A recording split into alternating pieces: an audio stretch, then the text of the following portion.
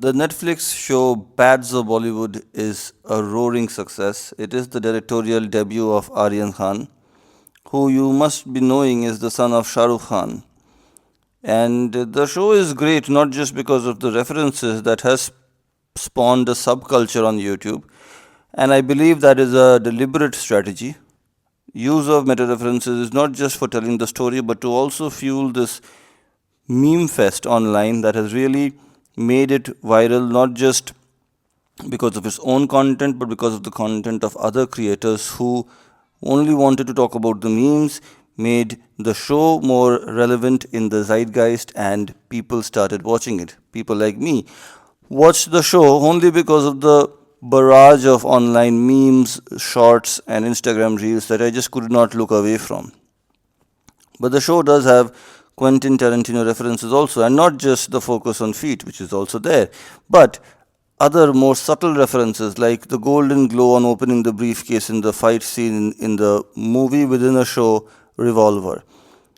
Quentin Tarantino fans know about the golden glow that appears on opening a briefcase. This is an iconic scene which appeared multiple times in Quentin Tarantino's famous 1994 movie Pulp Fiction. Another Pulp Fiction reference in Bads of Bollywood is the nickname of Samuel L. Jackson's character that is inscribed on his wallet. Where is that reference in Bads of Bollywood, you ask? In the Gafoor soundtrack. If you think of the Gafoor soundtrack and you think of something beyond the word Gafoor, then you get the reference to Samuel L. Jackson. Also, the action sequences in the movie are highly stylized and do remind a viewer about Tarantino action sequences.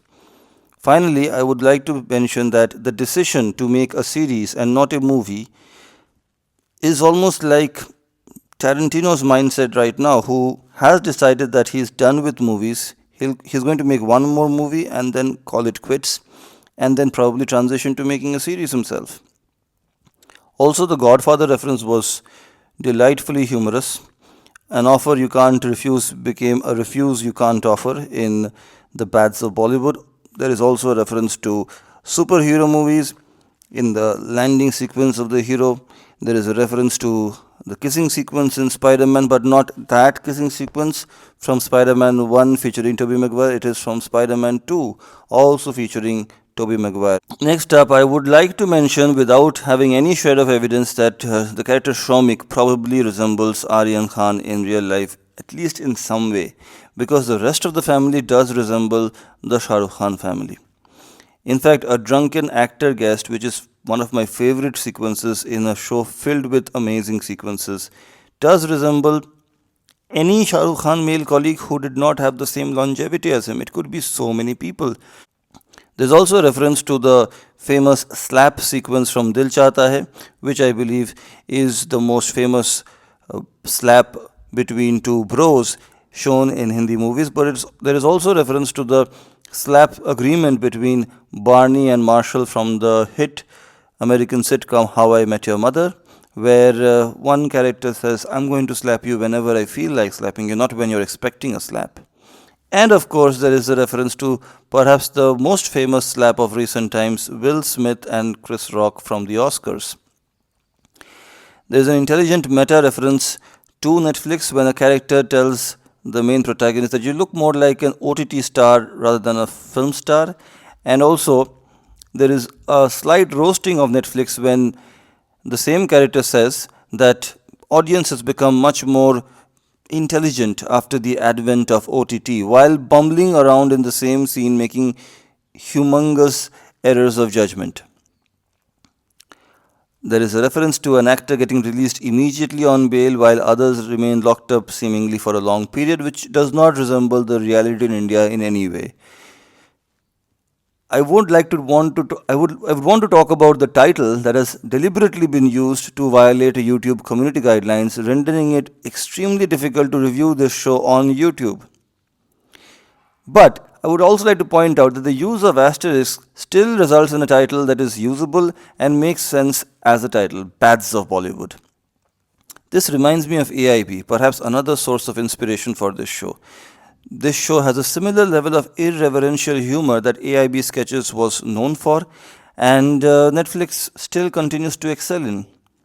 But the one thing I think I felt most strongly about after watching the show is that it succeeded in subverting that one narrative about which almost everyone in India has complete agreement.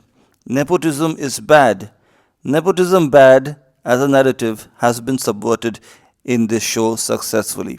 People have been clamoring online to see more episodes, more shows made by Nepo kids because they have a better inside knowledge about the inner workings of the mysterious world of the Hindi film industry. And if stories like this come out written by Nepo kids, it lends more credibility to it, even if it is completely a work of fiction, which is what makes it interesting and a narrative in favor of nepotism, something which all of India before this show was almost universally against.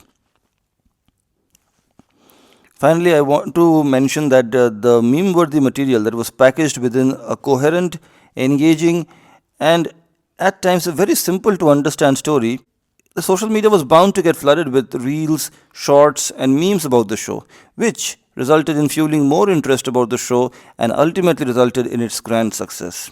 As I said at the top of this video, I watched this show because I couldn't help but ignore the reels, shorts, and memes that were cropping up on my timeline.